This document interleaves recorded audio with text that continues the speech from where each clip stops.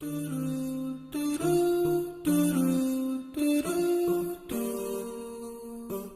everyone, welcome to MAXCast. I'm your host Nazia Habiba. Today we're joined by Alia Youssef.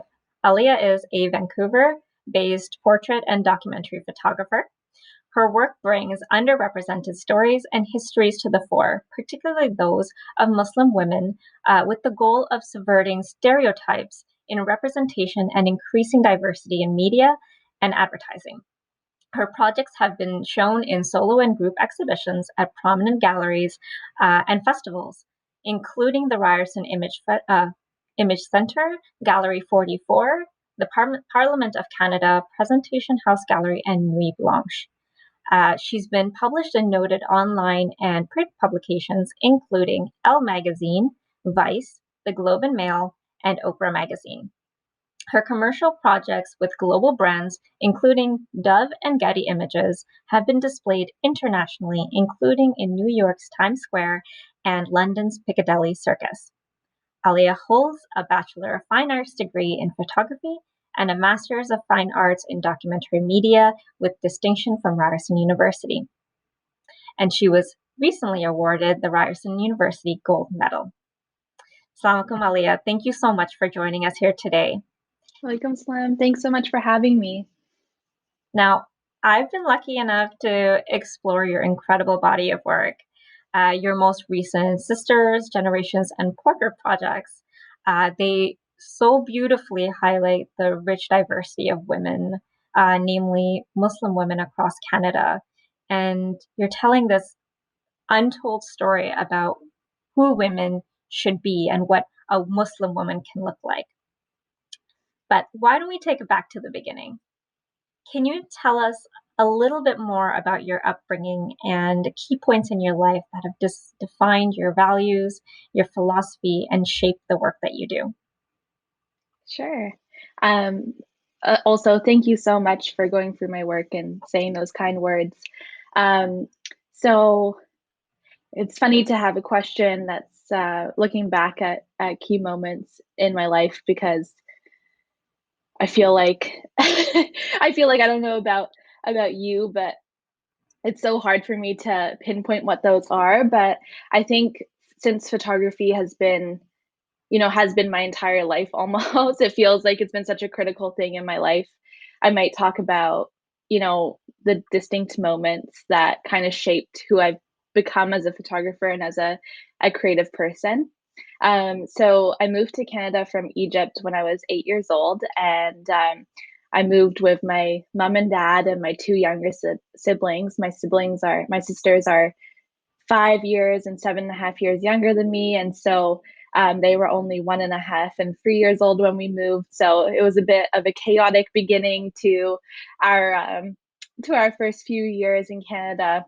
But I remember always being inspired by having my younger siblings and always kind of loving doing creative things with them as they were so young. And it's hard as like a 7-year-old or 8-year-old to connect with such young kids at the time. I remember I couldn't wait for them to grow up, but I remember doing things like pretending I was a magazine editor or a magazine photographer and like photographing them, and getting playing around with like cameras and making things, making artistic things with them and having fun like that.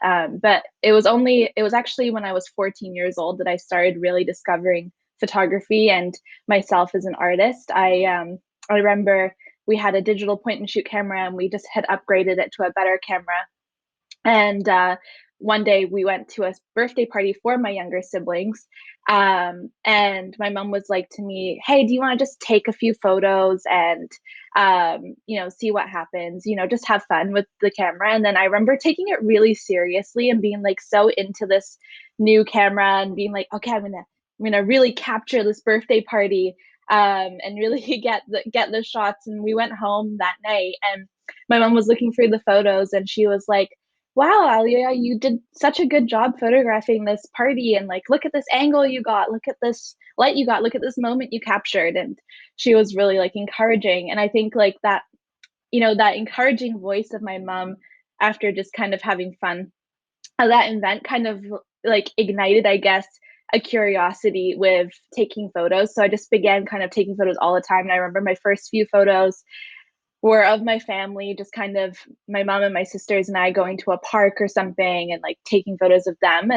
And soon my curiosity kind of bloomed into an obsession. And I kind of was going out every day taking photos of like my siblings and like their friends. And like, so a lot of my early photos are of like free 4 or 5 year olds and like me just being like this 10, 11 year, or I guess I was older than that. I was 14, so they must have been a bit older. But anyway, of all these young kids, because like it was the only people who I had like accessible to me well during those times. But anyway, yeah, soon like I got super into it and began taking photos of like my neighbors, like they were hiring me for family shoots and things like that.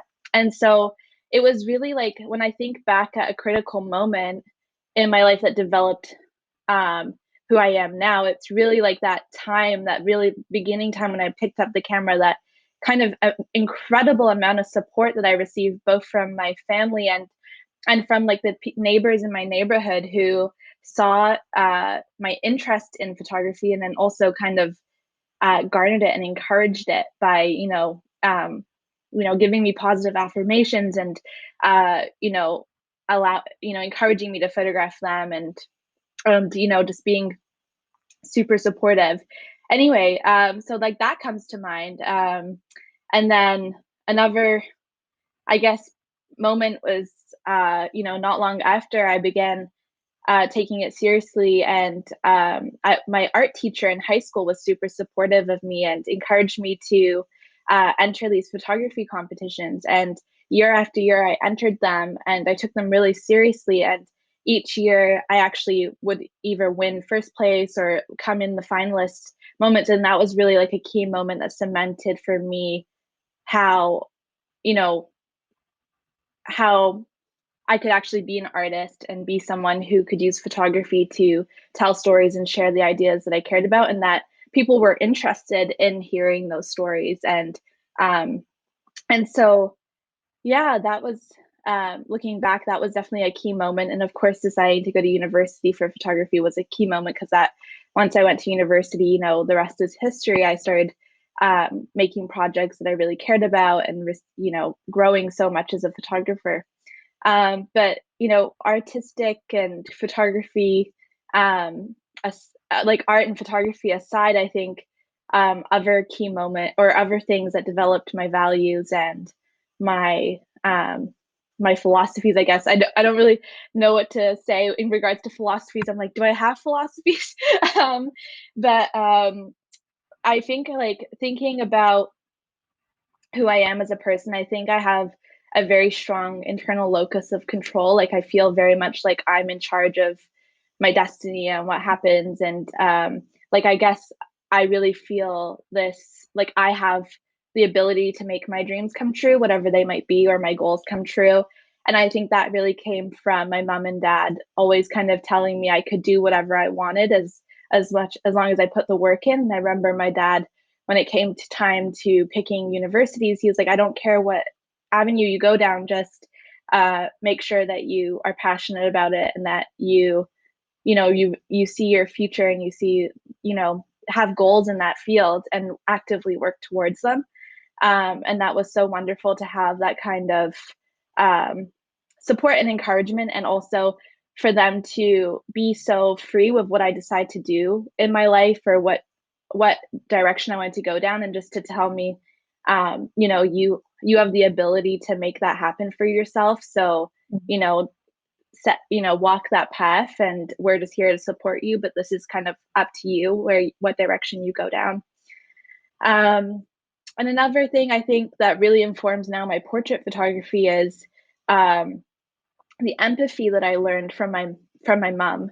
I think, and also my time, I guess, growing up in Egypt as a child. I think I learned an incredible amount of empathy just being in that culture, and in just kind of learning so much about um, different experiences that people go through. And when I moved to Canada, my mom was just so amazing about sharing stories of me and keeping me informed about all different things in life. And I think she's so empathetic that she modeled that so well for me. And I think now, being so empathetic, I think that makes me a better portrait photographer and a better storyteller, because I'm able to connect with people very in a very strong way, and in a very natural way. And I think that's so key for this kind of work. And so I'm so grateful that she was able to model that value for me, because I think, in a daily basis, it's so critical for me. So yeah, I think off the top of my mind, those are like kind of, or key moments or key things that happened to me as I was growing up, that kind of inform who I am and what I do now. That's great. Thank you so much, Alia. And I think, you really do see that um, idea of empathy and that intimacy in your work, across your projects, whether it's the solo photography or if it's looking at the histories of Muslim women across generations. And you see a lot of that, tying back to the idea of recording and celebrating birthdays and those really intimate moments that people have with their families, with their friends, with their neighbors. And you see that come out in your work, and it's very natural. It's very personal. It's very emotive that way. Um, can you Thank tell us a you. little bit more about, um, and I know you spoke to this a little bit, but you know, a lot of your major projects focus on telling specifically the underrepresented stories, and I know you tied that back to your history coming from Egypt and your childhood, and but maybe you could expand a little bit more on why that's important for you to emulate and bring to the fore, and disrupt sort of some of the ideas we have about representation in media and culture. Totally. Well, when I moved to Canada at 8, or Vancouver at 8, I remember my first day of school telling people that I was from Egypt and not really thinking much about it. But it was very much a surprise to the other 8-year-olds in my class who, the only thing they knew about Egypt was pyramids and, Yeah. kind of imagining sand dunes and maybe like the occasional hut or something on, like that was their envisionment of where I came from. And I very quickly realized, oh my gosh, you know, the Cairo or the Egypt that I know is so perceived so differently here. And that was kind of like my first inkling that my experiences, or at least my norm, aspects of my identity. Sorry, I don't know if you could hear that beeping. It's the coffee maker. I was just going to say, my experiences and my norm was going to be perceived very differently than I would have anticipated. And Mm. so, as I grew up through the school system, it wasn't really like my background being Egyptian that was really, a topic of discussion or anything anymore. It was kind of like, being in the school system not that long post 9/11, I think um, I was exposed to the ideas surrounding who Muslim women are through my colleagues at school. Um, like I remember, when I would participate in Ramadan, or I would, not eat pepperoni pizza because of the pork or things like that, uh, I would get made fun of or get asked weird questions, or, even by the teachers at times who were super weirded out by certain things and would make me feel like I was doing something unusual, or even like barbaric at times, like the way that people would react, especially to Ramadan. I feel like that Mhm. was definitely the kind of responses that I would get. And then as I went through high school, I feel like I would definitely hear terrorism jokes, not so often, but often enough that it kind of would go into my subconscious that it was something that um, so many people had so many different ideas of what being Muslim was, that didn't sit well with me, obviously. And so I feel like I became very closed off about my identity to other people. And the media didn't help, of course, at the time, and that's why everybody was had those ideas and were making those kind of comments, is because the media constantly reinforced these stereotypes and identities to the people I was surrounded by. And I remember, as someone who was super into photography, I was constantly consuming media, especially magazines and things like that. And I remember always seeing pages and pages and pages of um, you know, certain women being celebrated and certain women being put on beauty pedestals of what you should look like, and then of course seeing a total absence of people from either the Middle East, or anyone basically who wasn't white, pretty much, and of course not really ever seeing a Muslim woman on in those pages. And so I think that invisibility, in contrast of the hyper visibility of negative representations, made me like very closed off about that part of me. And so um when I went to undergrad, then moved to Toronto, and suddenly I was exposed to such a multicultural city, and those feelings kind of went away, and I kind of didn't really think about it as much anymore.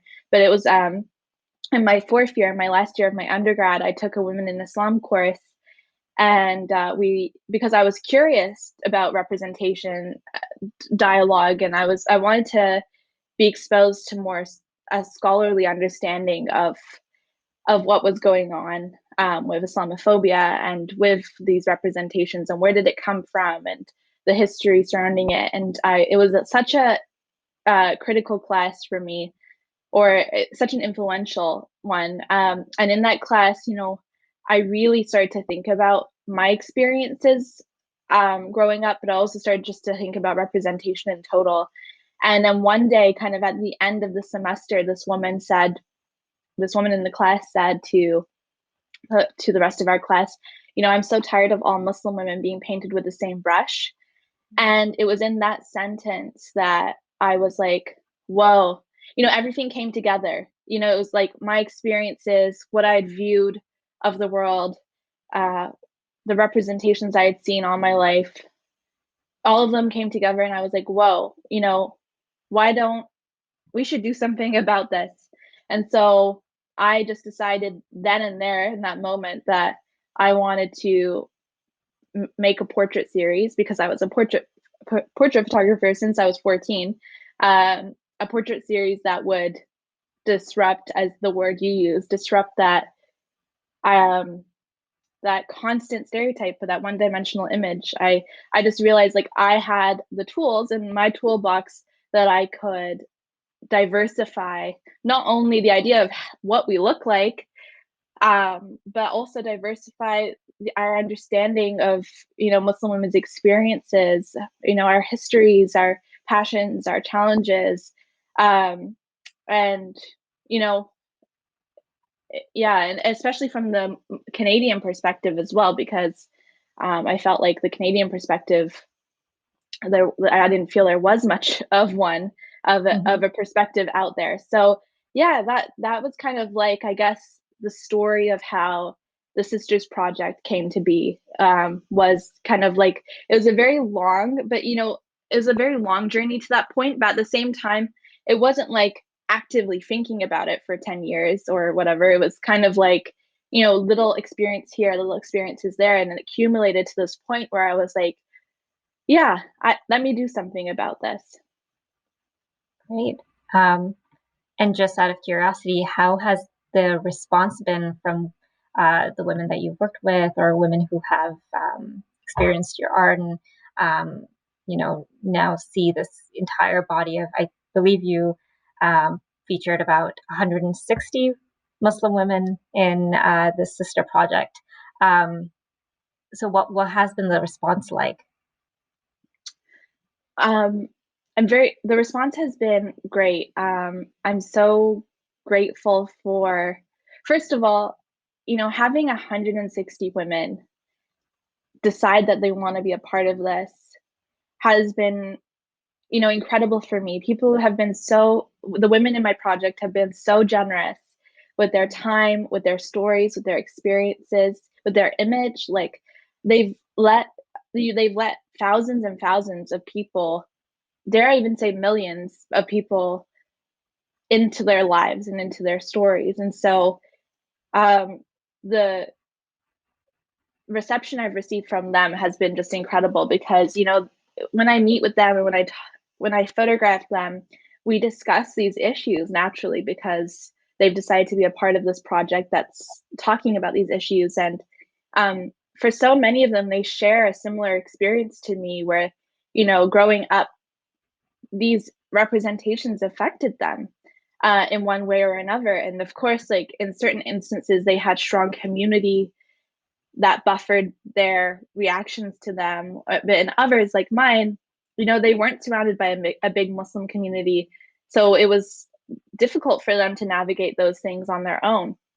And so that's been incredible. But outside of the people who have been a part of the project, I've just received incredible messages where people have said to me, after following your project for this many years, I felt seen and heard in ways that I haven't before, or I've related to so many stories, and being able to relate to stories that I consume is an incredible feeling for me. Or people sharing that they've actually made connections themselves of people who are in the project.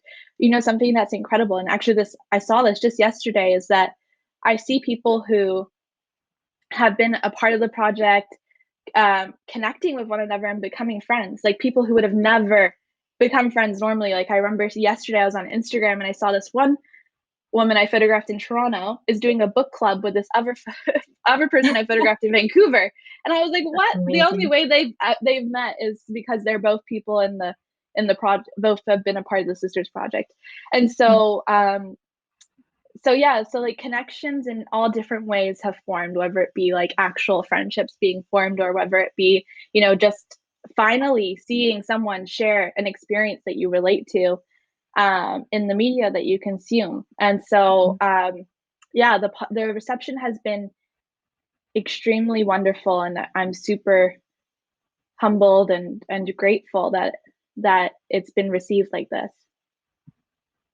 Great. Mashallah, it's amazing to hear that, not only is your work kind of putting the stories out there, but also creating these opportunities for the participants to connect and for people to connect to them who are outside of the project as well.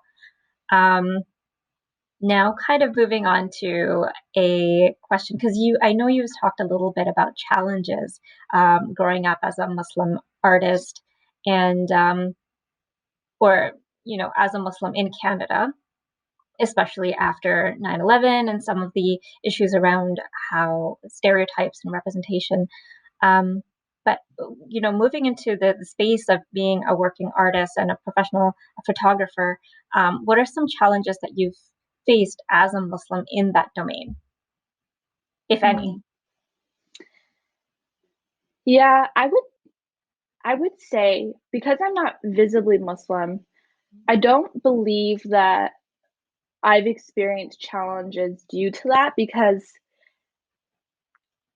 you know, yeah, as someone who walks around, and actually I feel I'm very like racially ambiguous as well. So I feel that I have a lot of privilege in that sense, that people aren't labeling me right away. And so therefore I don't think that I've experienced a lot of challenges because I'm Muslim. On the other hand, though, I think as a woman, um, I think there definitely have been challenges, and I think the industry, in general, it's very challenging for women. I mean, I saw a stat just the other day circling for International Women's Day, sharing that even though women are like 80% or 70%, I forget the number, of graduates in photography programs, Mhm. Only 10% of the industry is actually women. So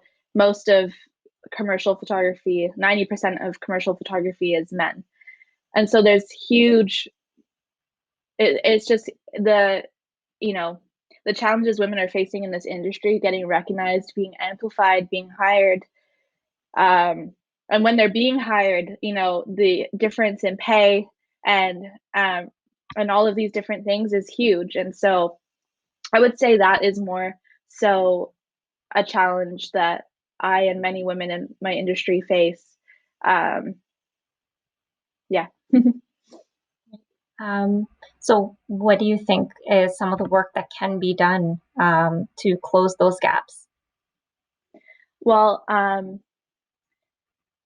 in the case of most industries, there's certain people who hold the power of who gets to be behind the lens. And so, you know, photo editors, art directors, at all different levels, whether it be in publications or in brands, and all these different avenues of photography, I feel it needs to be prioritized um, to be hiring more women for these roles, especially women of color who are even more affected. Like these stats don't even cover what what percentage of are women of color who are in these spaces. And um, as well as that, I feel there needs to be more mentorship, especially in that beginning stage where people are graduating and entering the industry. I feel like that's probably where a lot of women are feeling like it's so hard to get in.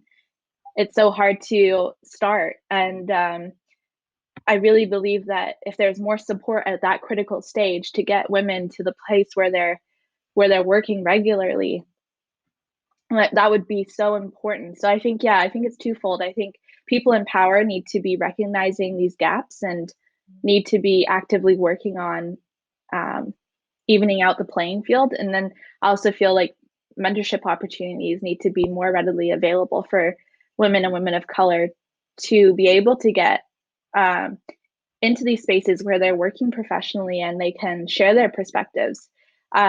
Something so important, I think, is that people are so focused right now on diversity in front of the lens, which is so important. And this is, obviously something I'm super passionate about.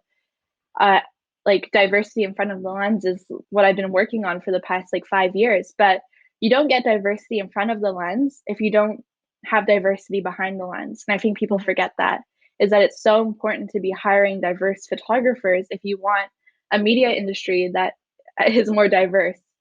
And so, yeah, this is really, I think, something that needs to shift. It's so critical, especially now. I think the media and advertising are, actively making steps now Mhm. to diversify who are in their campaigns, who are in magazines, who are in, mainstream media that we consume. But it's not yet, the conversation isn't yet at the place I would like it to be, where people are actively talking about, okay, if we want that, what do we have to do so that the industry is more diverse and so that we can we can avoid tokenism and we can actually get to the Yeah, place where we have a more diverse industry as a whole. absolutely. Yes. When it comes to tokenization and representation um, the in media and in culture, um, there's this notion of representation without really focusing on the intersectionality of diverse bodies and diverse communities and what that truly means. And there is sort of this broad strokes washing of just BIPOC individuals. And so, from your experience, how would we move away from that and truly create representative media? Mm, that's a great question. I mean, from my experience, as I mentioned before, I really do Mhm. believe the people who are shaping media, the people who are, writing about people, photographing people, making films about people, all these people who are who hold the power essentially on how stories are told, I believe if they have understanding of this intersectionality of whoever they're profiling or writing about, or that you get away from tokenization with that step already. But I think what I really want to see more of is, so often I see only two representations of people. Especially, I felt like, as we saw, I feel like we're getting away from this a little bit now. But I feel like a few years ago, when the media was really like actively trying to diversify more, um, they would just put people on pedestals. Like, it was either like no representation, or you would have like a Muslim woman and she was empowered. She was on a pedestal. She was, you know, it was basically like, this, like, look at this empowered woman, and it was either one or the other. And I felt like there was no complexity in it. Mhm. And I really believe that the way forward is to embrace complexity. Um, I feel so often people are stuck in binaries of positive or negative, Mhm. oppressed or empowered. And once we get away from all of these binaries, which only reinforce different stereotypes, then we truly can access the complexity of the intersections of people's identities and their stories and their experiences. And so I truly believe that that's what we need to do with our storytelling, is we need to get away from these binaries and embrace the complexity of people's stories. I think we also need to stop asking people to speak for their entire communities and their Yeah. entire identities, because once people can just start speaking for themselves, that's when we'll really see change. I mean, you never see people asking white people in the media, you know, answer this question, and by the way, we'll stamp it on your entire community after. Mhm. It's ridiculous. And like, as soon as we can actually get to the place where we're speaking to people and asking them for their personal experiences, asking people complex questions so we can actually understand them more, this is when we're going to start to see representations that get away from this tokenism and get away from reinforcing just different stereotypes. Mhm. So I really think that is, what I would like to see next for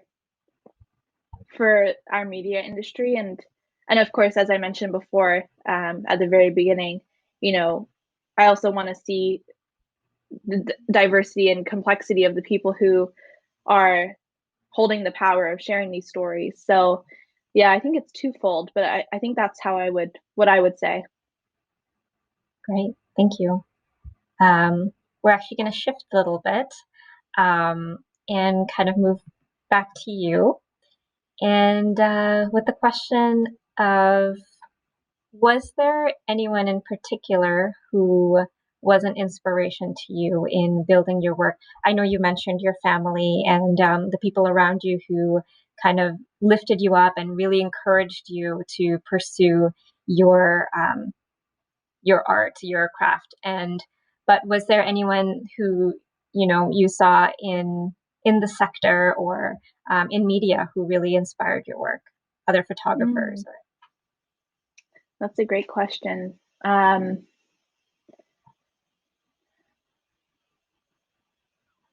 I've, throughout different parts of my artistic career sounds so funny. Anyway, at different points of my artistic journey, I've had many different people who I've looked up to. And so it's hard to define one person, or, even a few people who have really influenced me. But, I truly think that for me, most of my influence comes in the conversations I have with people. So, it was always, I'm definitely influenced by people visually, but I think, like, when you look at my work, the biggest influence I have are from the conversations I've had while creating my work, or before that. Like, at the beginning, as I mentioned, it was my mom and my sisters and the people around me who got me taking that first step, and then it was my art teacher. And then, but then once I started making the sisters project, and um I started actually meeting people on a regular basis. It wasn't necessarily other artists. It was just having conversations with people about different topics that really influenced me in different ways. I learned so much, not about just art, but I was learning about all different topics, and all of these different conversations with people influenced me in different ways, inspired me in different ways, and made me think in different ways. And I think it's in those moments where I am being challenged to expand my thoughts and expand my understandings of the world where inspiration strikes the most. And so, like, an example of that is when I was going across Canada photographing for the Sisters Project, because I went to 12 different cities in 2018, um, going all across the country, meeting people all across the country.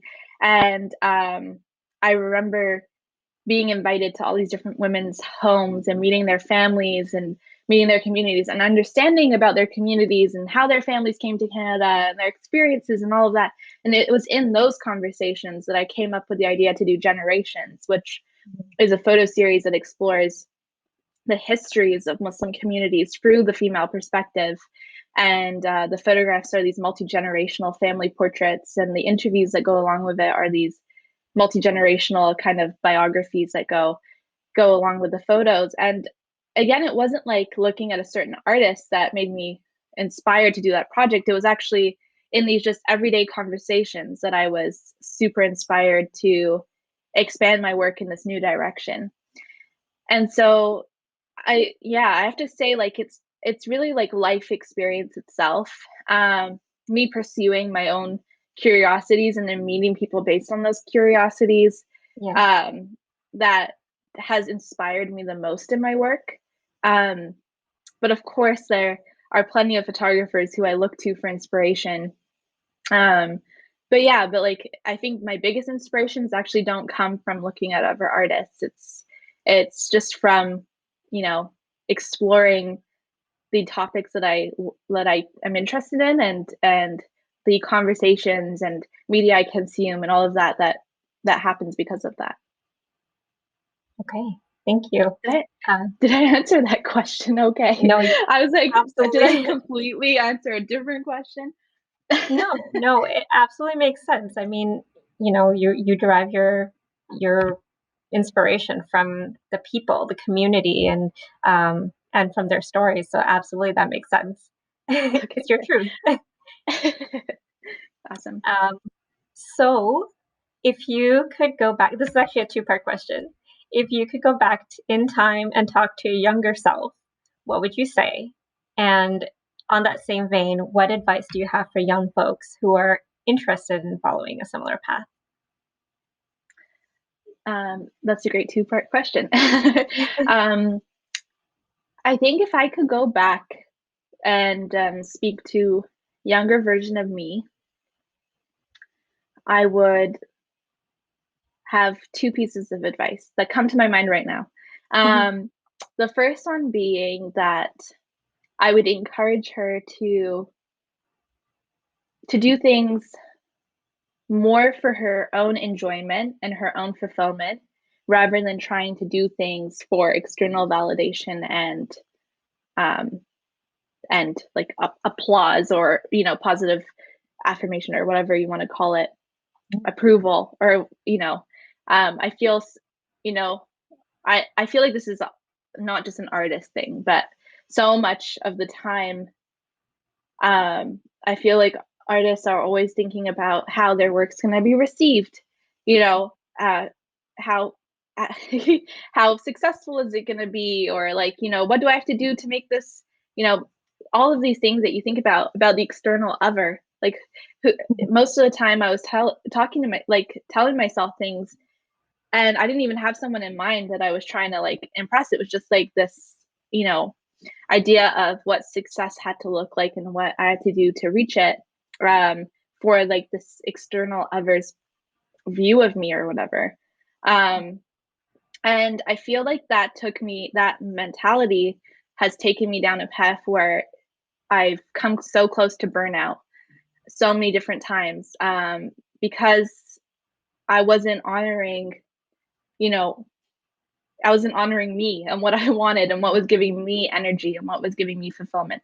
And so, yeah, if I could go back in time, I would tell myself to do things for myself more. And that may have not looked that different to what I've actually done, because at so many different points in my work, I've been so happy, like I've loved doing what I've done. But I think that it was the intention and the mentality, that I think could have benefited from being shifted a little.